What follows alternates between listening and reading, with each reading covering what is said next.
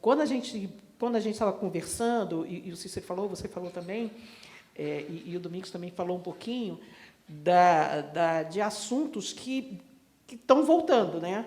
E quando eu vi o vídeo do Guilherme Bellarmino, da matéria dele, que foi fantástico, do Não Merecia Ser Humilhado, que recria uma cena da escravidão. E aí a gente está falando do recorte que sempre aparece, né?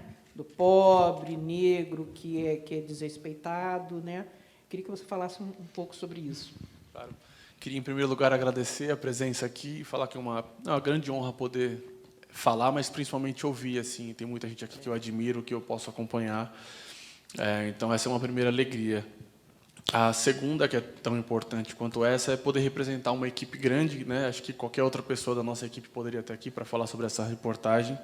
E aí coube essa responsabilidade de contar um pouquinho, né, sobre esse trabalho coletivo, assim. A impressão que eu tenho ao ouvir vocês assim falar desses temas é que a gente está numa roda de conversa sobre reportagens de 1822 ou de 1922 ou até em outras datas, assim, né? Falando um pouco sobre esse recorte, né, a gente está falando sobre pessoas, né, pretas e pobres da periferia que estão comendo ossos, está falando de indígenas que estão sendo assassinados, está falando sobre o poderio dos militares, sobre tortura. E eu acho que isso é um pouco uma perspectiva interessante da gente trazer, né, porque a gente muitas vezes vê esses crimes como falhas do sistema, né, como brechas do sistema, e pensa como é que isso acontece até hoje.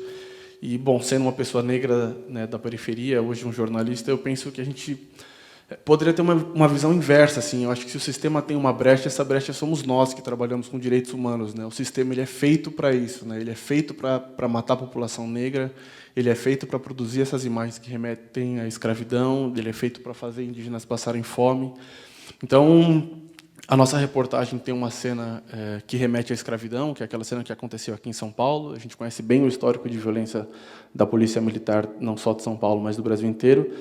É aquela cena em que um policial pegou um suspeito de cometer um crime, ele tinha sido parado numa blitz suspeito de estar carregando droga, ele realmente estava fazendo isso. E como ele tentou fugir a pé, os policiais o algemaram atrás de uma moto e fizeram com que ele corresse numa avenida, numa imagem que, né, remetia muito àquelas cenas da escravidão que a gente cita na matéria do Debré.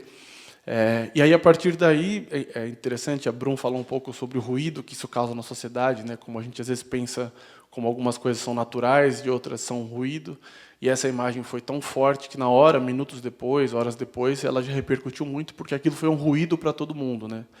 Pessoas brancas, pessoas negras, pessoas de várias origens viram aquela imagem e pensaram, isso realmente destoa do que a gente pensa como sociedade. Mas, ao mesmo tempo, pensando nessa imagem, eu fico, né, pensando na nossa vinda para cá hoje, assim, quantos de nós conseguiram vir para cá sem passar por uma cena que também não remeta à escravidão? Se você passa pelo centro de São Paulo hoje e vê as pessoas, né, pretas caídas ali, muitos imigrantes já, a gente vê que a gente está, a todo momento, sendo exposto a imagens que remetem à escravidão e ao extermínio de vários povos a todo momento. Então, a gente já estava pensando em fazer uma reportagem que defendesse conceitualmente os direitos humanos, porque na semana anterior a gente também já tinha feito uma matéria que remetia à escravidão, que era uma execução cometida pelo BAEP de Campinas, do BAEP de São José dos Campos, perdão. O BAEP, para quem não sabe, né, entre tantas siglas que remetem à morte no nosso país, é um batalhão de operações especiais que foi inspirado na Rota. Então, é como se fosse a Rota do interior, aqui para a gente de São Paulo, que conhece a Rota, e acho que todo mundo que é de outros estados conhece, porque cada estado hoje tem o seu batalhão, que é considerado de elite e que é baseado no enfrentamento e, muitas vezes, na morte de suspeitos e de inocentes.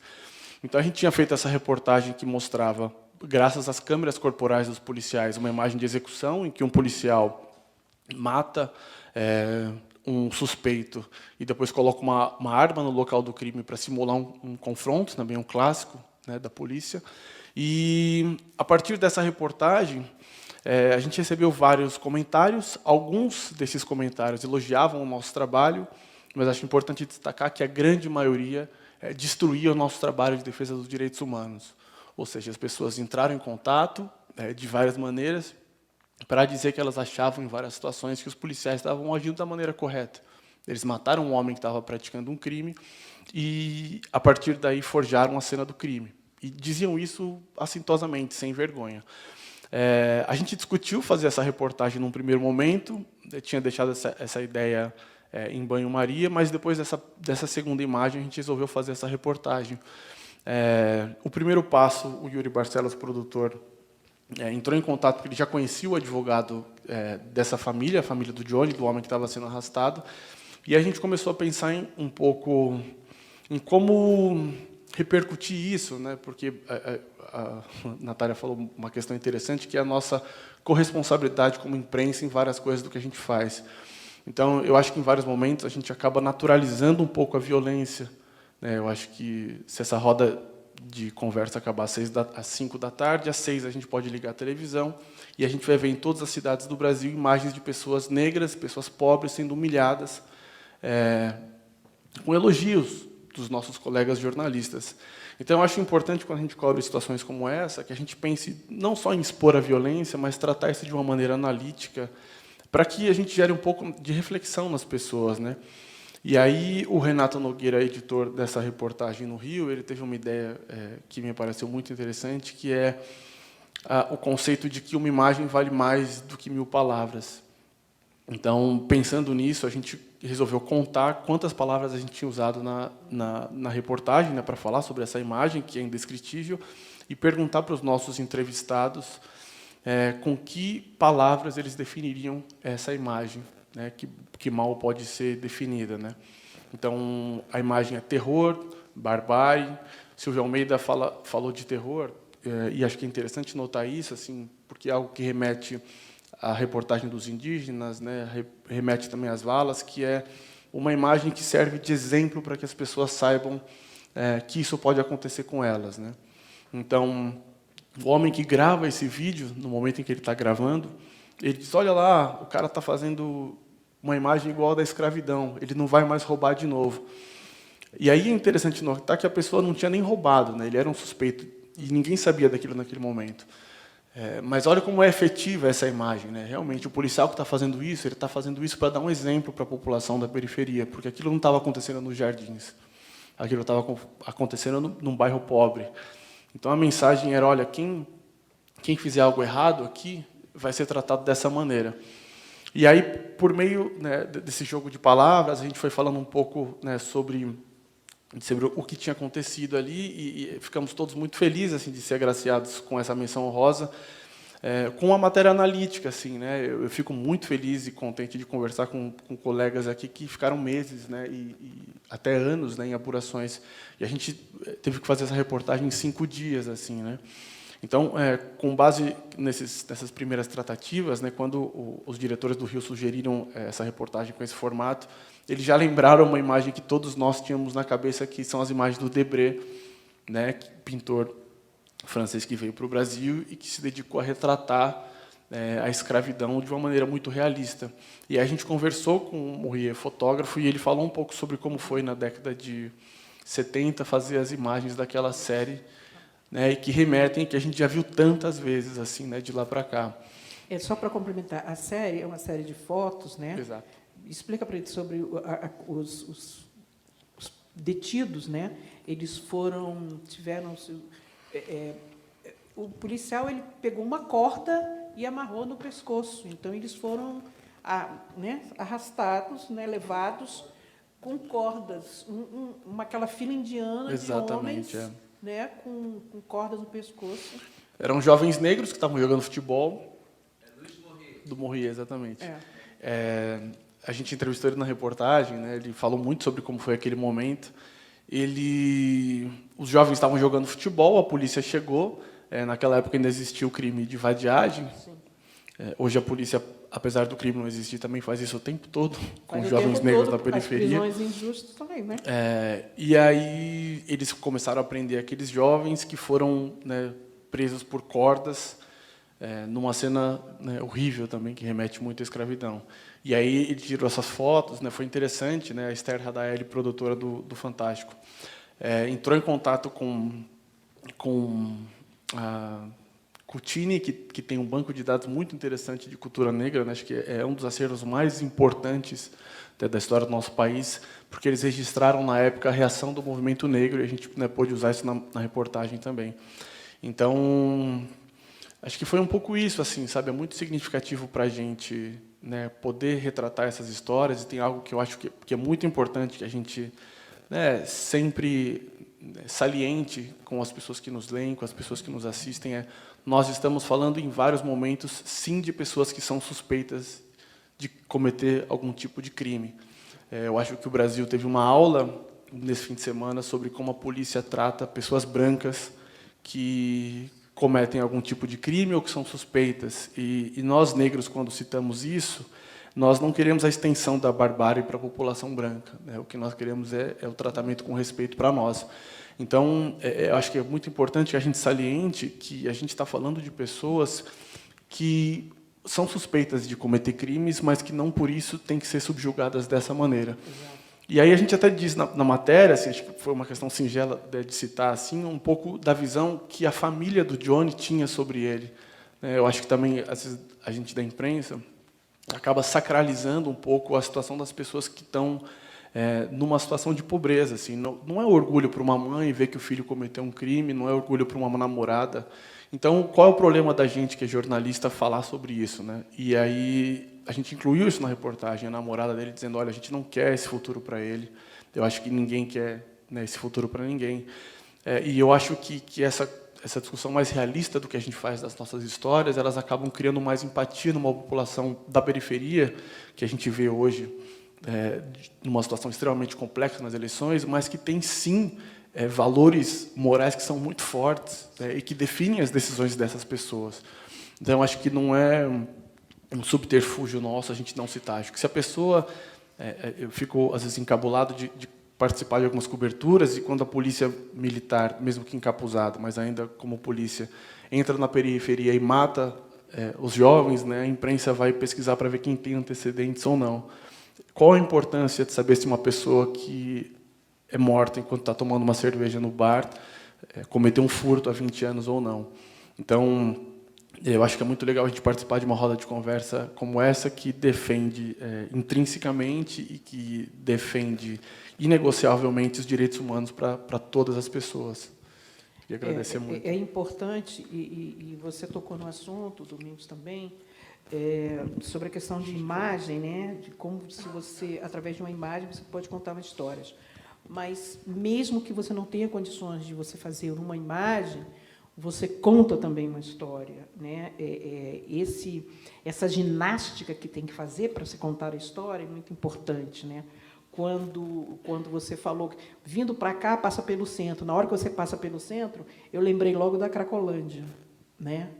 E aí eu queria pegar um gancho para Carol Ito, falar sobre as 3 mulheres da Craco, né? Um material que foi publicado na revista Piauí, que ela fez por histórias em quadrinhos, né? Você não pôde levar gravador, você não pôde levar foto, você não pôde registrar, né? Registrar isso.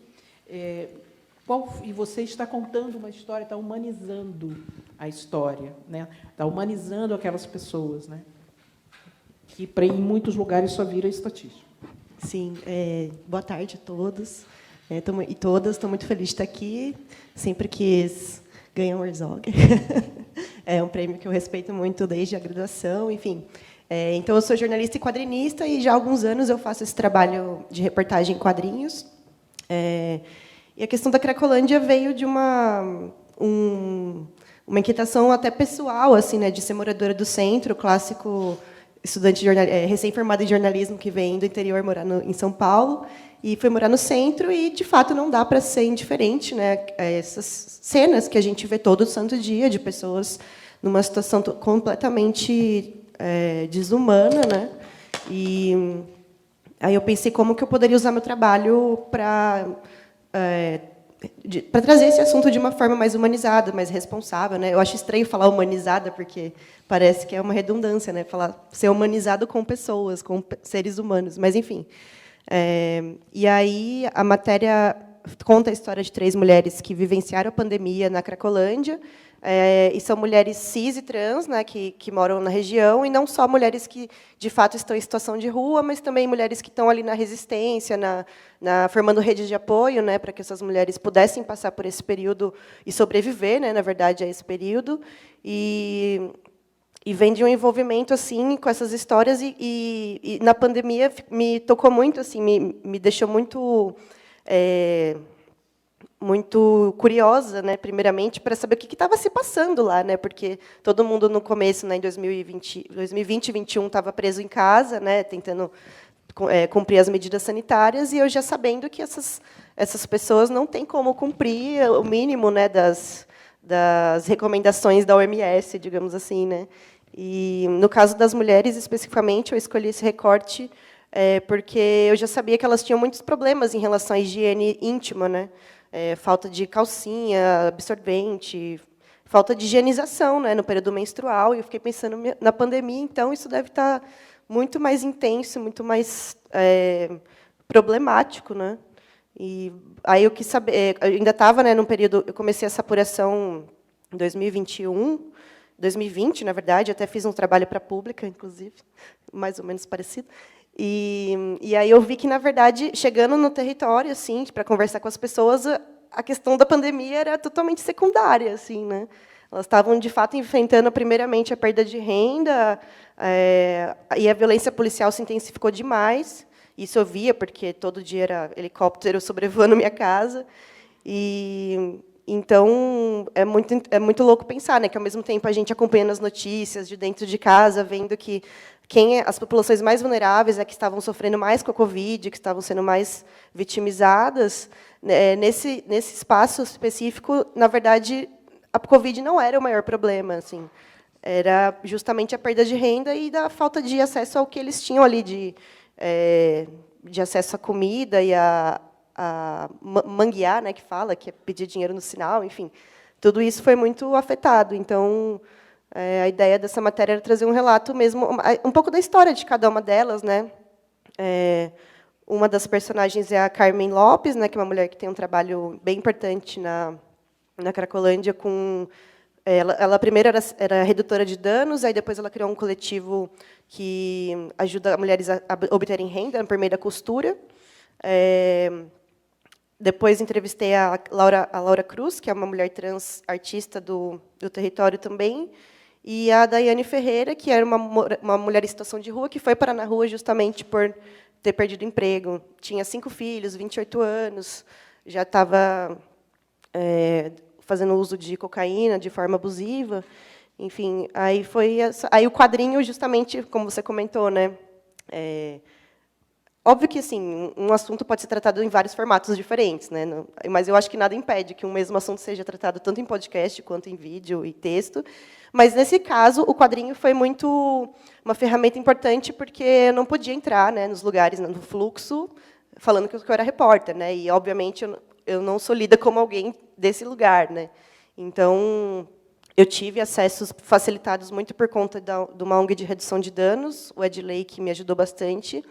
Mas, em todo caso, era toda uma questão, né? A tensão ali em relação à violência policial estava muito intensa. Então, eu tive que adiar várias idas, né, por conta dos ataques à bomba, retaliações, enfim.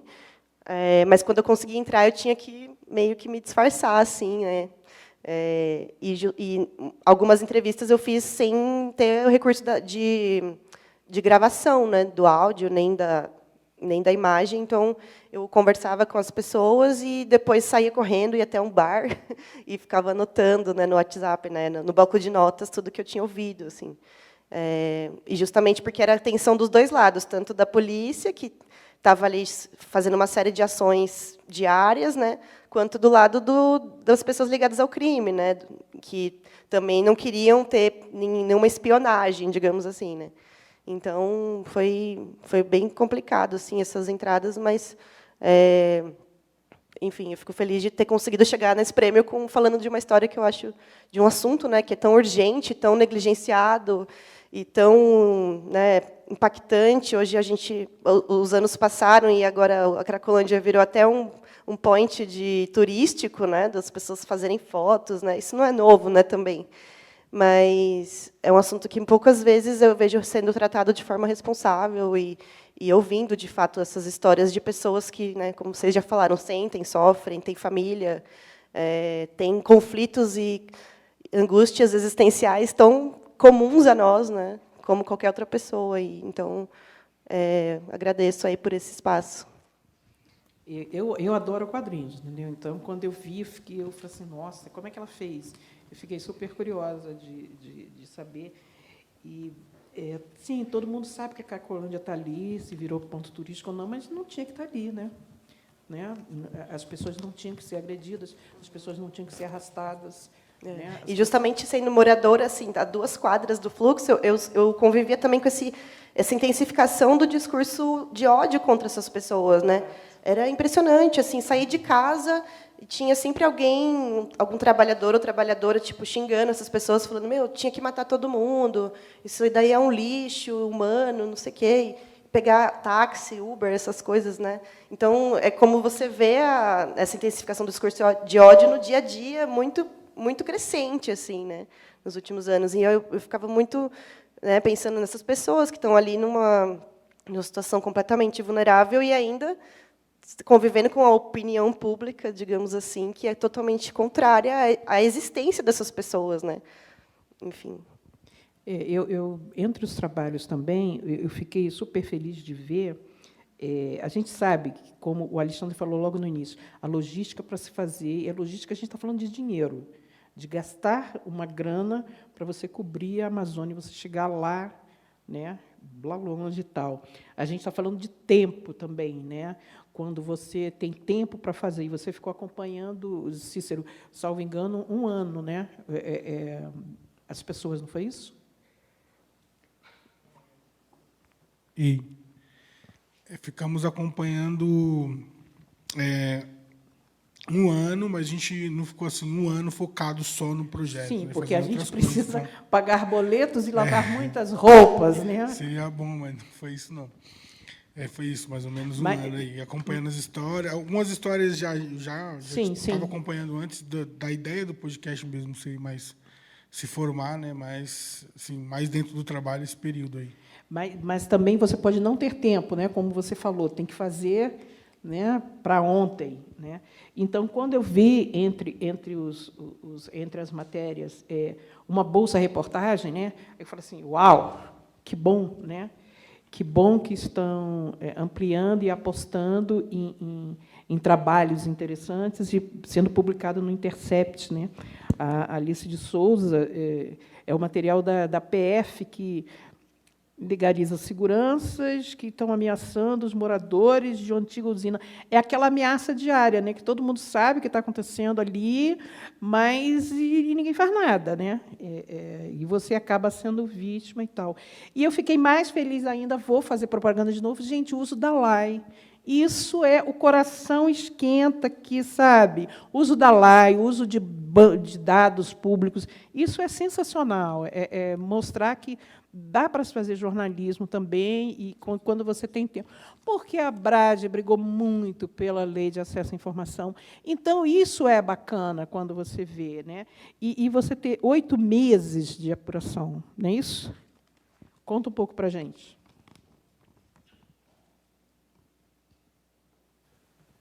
Bom, Angelina, antes de mais nada, quero dizer que é uma honra estar aqui com esses, enfim, colegas, com todos os colegas, escutando e aprendendo também, estar aqui com você, com o Sérgio. E, sim, essa é uma pauta que começou antes da minha ideia. Ela é uma pauta que ela começa quando alguém decide, dentro de uma redação que tem porte e capacidade para isso, fazer uma política afirmativa, que escolhe fazer uma bolsa para repórteres negros e que não só escolhe fazer essa bolsa para repórteres negros, como seleciona prioritariamente, não foi, enfim, não acredito que eles tenham escolhido isso, assim, colocado como um marcador da decisão, mas todos ou a maioria dos repórteres e das pautas que foram escolhidas são pautas que falam de questões que acontecem no norte ou no nordeste do país. Então, acho que essa é uma questão relevante, porque acredito que não adianta a gente só fazer políticas afirmativas, mas adianta também a gente estender o olhar da cobertura e, pensando muito, né, no que José Cícero falou, que outras pessoas falaram aqui, trazer o olhar de quem está no local, de quem vive a realidade, de quem conhece a realidade. Então, essa pauta começa nessa bolsa. Ela fala sobre uma situação que, como os colegas falaram aqui, está acontecendo agora, mas poderia estar acontecendo em qualquer outro momento histórico do Brasil, no Brasil colônia, né? A gente está falando de um poder que se perpetua dentro, sobretudo, de estados como Paraíba, Pernambuco, Alagoas, que é o poder das usinas, o poder das famílias que têm nome e, sobretudo, sobrenomes, e que permanecem, a despeito de dívidas absurdas trabalhistas e fiscais, se vangloriando desse poder, porque, para elas, isso é o normal, embora a gente não possa normalizar isso. Então, em meados ali de 2020, 2021, a gente começou a ver, enfim, no Hard News local, várias situações de violência contra moradores da zona da Mata Sul de Pernambuco, especificamente de alguns municípios, de Ribeirão, Jaqueira, que são municípios onde não só existem terras de usina, a maioria delas falidas, mas onde as pessoas que comandam, enfim, a política local são descendentes desses usineiros. Então, eu vim acompanhando isso, vim acompanhando esses casos, a Comissão Pastoral da Terra sempre acionava a gente, e essa violência ela estava se tornando cada vez mais armada. Essa intimidação ela estava acontecendo com uma frequência muito maior. A gente estava vendo casos de pessoas, enfim, de tiroteios dentro dessas cidades, de ameaças de, enfim, famílias e sobrenomes que iam pessoalmente nesses lugares intimidar essas pessoas. E daí,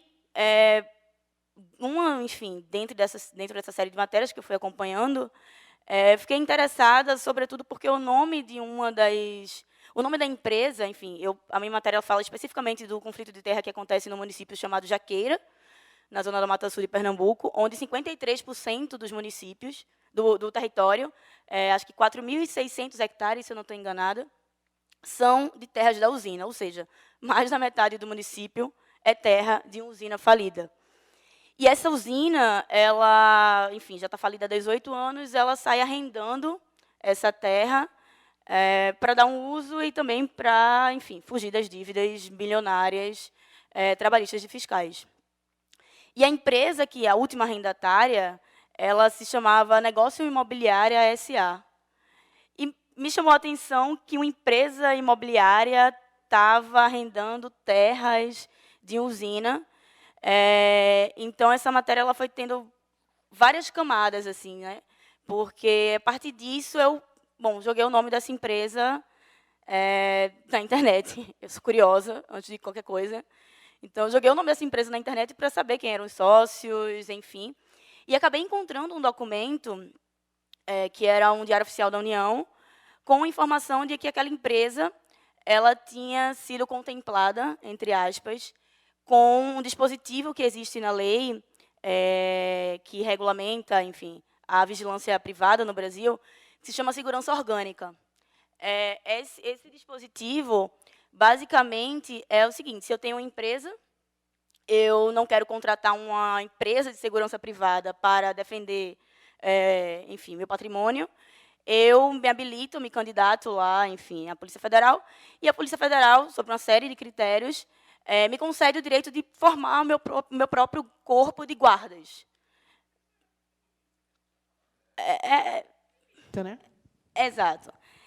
E, quando eu vi aquilo, que eu fui procurar as matérias, nenhuma matéria dizia que aquela empresa estava oficialmente chancelada pela União a fazer aquilo, principalmente porque, e aí eu cruzei os dados temporais, a intensificação do conflito e a violência armada ela acontecia exatamente nesse período. E, antes dessa concessão, já havia várias denúncias de violações de direitos humanos naquele território. Então, foi quando eu submeti essa pauta para falar justamente dessa... Enfim, você falou da questão da brecha, né? Dessa brecha que permite a instalação, enfim, a gente pode chamar de milícias rurais, ou eles podem chamar de segurança orgânica, mas que, no fim das contas, tem a função legalizada de ir lá, dia após dia, tirar a paz daquelas pessoas que estão ali, muitas das quais porque receberam aquelas terras como passivo dos anos de trabalho para a própria usina, né? E quem é de Pernambuco sabe, enfim, de Alagoas também, aquela é uma história que é uma história da gente, né? Aquela é uma história que é daquelas pessoas que estão ali naquele território, mas é da minha família também. Eu tenho várias pessoas da minha família que trabalharam em usina, né? Eu cresci viajando de carro entre esses lugares e vendo o canavial, sentindo o cheiro da cana queimando, vendo o caminhão de cana cortando, né, aqueles morros e as estradas. Então, a gente, enfim, decidiu, então, enfim, recebi a bolsa, né, e a gente teve todo um trabalho prévio, assim, de tentar levantar a maior quantidade de informação possível. A gente sabia que a gente ia lá, sim ou sim, no local, conhecer aquela realidade, mas a gente queria levantar a maior quantidade de informações possível sobre aquela empresa. Nesse intervalo de tempo, a empresa ela mudou a sociedade, ela mudou o nome, então ela deixou de ser imobiliária e passou a ser agropecuária. Então, porque ela já estava sendo constantemente questionada por essas ações.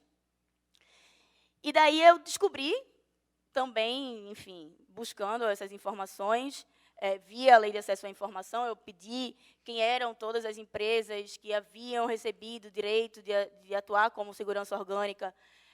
Além disso, quantas e quais armas e munições elas tinham direito de receber e de usar, para cruzar com as informações que eu ia apurar no local, né, de quais eram as armas que as pessoas estavam usando, de como elas estavam agindo, quem eram e como agiam as seguranças.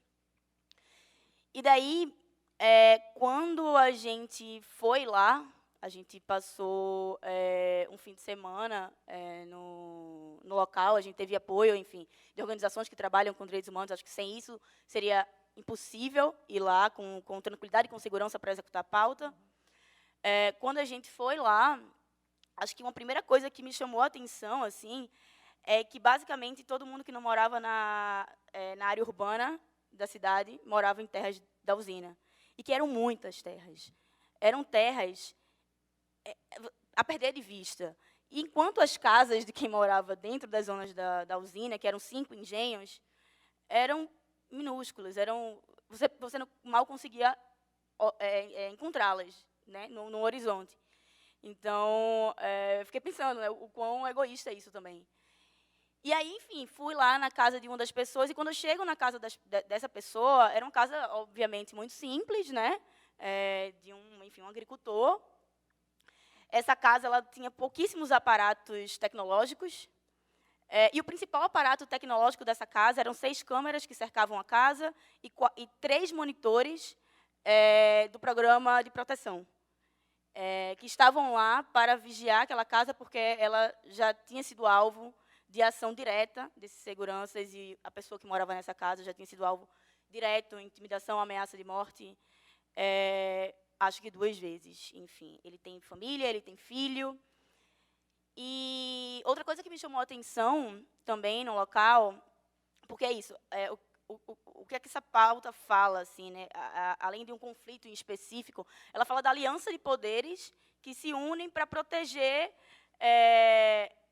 a manutenção de um status quo local, mas que também é nacional, né, porque tudo foi se configurando a partir dali, e como isso é normalizado, né? A gente tem um usineiro que é dono de jornal em Pernambuco e trata os jornalistas como trata os, enfim, trabalhadores rurais. Então, quando eu cheguei, enfim, numa outra casa, que eu fui conversar com outro morador, era um conjunto de 3 casas, assim, e ele falou, eu fiquei muito, enfim, ele estava muito mexido, assim, ele chorava bastante, porque ele tinha sido preso há 1 ano, ele passou 24 horas preso, E ele foi preso porque fizeram uma investigação de, sei lá, 8 dias, sobre um suposto tráfico de drogas que estava acontecendo na região e que seria, em tese, capitaneado pelos trabalhadores que estavam ali. Quando você chegava no lugar, você, obviamente, percebia que não fazia o menor sentido aquela narrativa. E quando você ia atrás dos boletins de ocorrência, porque eu acho que uma outra questão que a gente teve nessa matéria é que a gente teve acesso a mais de 80 documentos, enfim, processos, boletins de ocorrência, para checar e rechecar várias vezes as informações que eram ditas pelas pessoas, que eram ditas pela empresa. E esse morador, ele falou assim, eu fui preso até agora, eu não sei porquê, esse processo, ninguém me deu uma resposta se ele foi para frente, mas no dia da prisão eu via muita luz e muita viatura aqui, tinha muita gente na minha casa. E quando eu pego o boletim de ocorrência que eu vou ver, tinham sido encaminhados para lá 5 delegados da Polícia Civil, para um conjunto de 3 casas onde moravam, no máximo, 20 pessoas. Então, assim, existia um... Aí eu peço, enfim, entro em contato com a corregedoria, peço via LAI e descubro que existe um processo de investigação contra o delegado. Dentre outras questões, enfim. Aí a gente começa a aprofundar essa apuração, começa a ir atrás de quem são esses sócios, a gente começa a ver que existe um esquema alinhado a outra usina, falida também, que o dono, enfim, a pessoa que se diz dona ou arrendatária das atuais terras da usina Freicaneca, que em Jaqueira, ele, na verdade, é de uma família de uma outra usina. Ele sequer consta na sociedade da empresa que tá lá. A gente entra, enfim, faz pedido, né, enfim, tem acesso aos registros de imóveis. Então, foi uma série de diferentes documentos que foram montando essa história. Assim. O que me deixou feliz e, ao mesmo tempo, não, é que, em todas as outras matérias que saíam antes, eles simplesmente se recusavam a responder os questionamentos da empresa, porque eles estavam fazendo aquilo, quem era aquele corpo de seguranças, quem eram aquelas pessoas, qual a relação delas com essa outra pessoa, que é, enfim, dona de uma outra usina. E eu não sei se foi pela insistência da gente, eu não sei se foi porque ia sair no Intercept, que é um veículo que tem uma maior visibilidade do que os veículos locais, lá de Pernambuco. Eles responderam. Eles responderam se colocando como vítimas, dizendo que, na verdade, eles estavam sofrendo agressões e tinham constituído aquele corpo de seguranças por causa disso. E, na época, a Polícia Federal não me respondeu. Depois que a matéria saiu, que, enfim, a empresa respondeu. Recentemente, a Polícia Federal me respondeu, enfim, entrou em contato comigo. Então, isso é isso, assim, as pessoas, eles responderam porque finalmente tinha saído num lugar que podia impactá-los de alguma forma, né, que podia comprometer os negócios. Mas, ao mesmo tempo, é isso. A gente tem um jornalismo local que cobre diariamente esses casos, que permanece cobrindo isso, e seja por, enfim, alianças, né, políticas econômicas locais, seja por desinteresse, eles não respondem. Eles não... Vocês foram ameaçados por esses milicianos? Desculpa, eu vou chamar miliciano. Fica à vontade. Não, eles não... Aí que tá. Eles não estavam lá no dia. Na verdade, assim, eles passaram meio distante, mas eles não estavam lá. E isso é muito curioso, porque no dia que eu fui lá, nos dias que eu estive lá, parecia um lugar completamente bucólico, completamente tranquilo.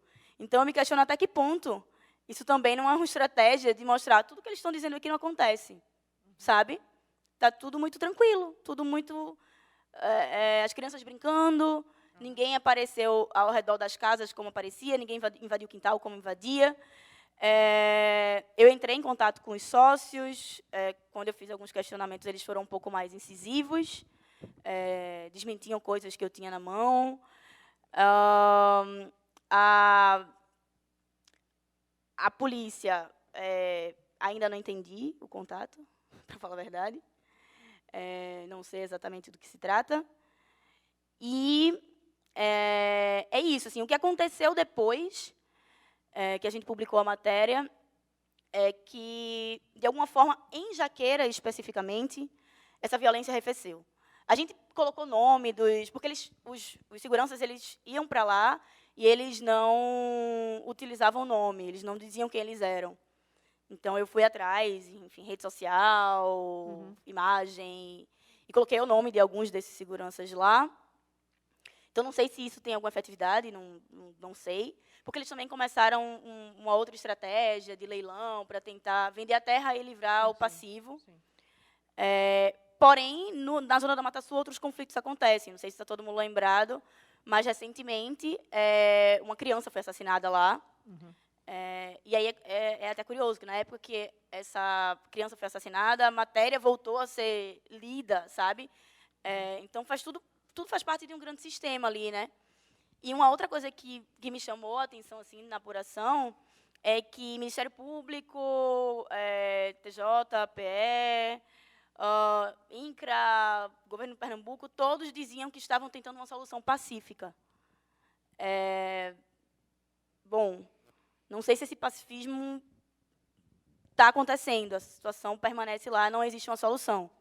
Mas, de alguma forma, a violência minimamente diminuiu.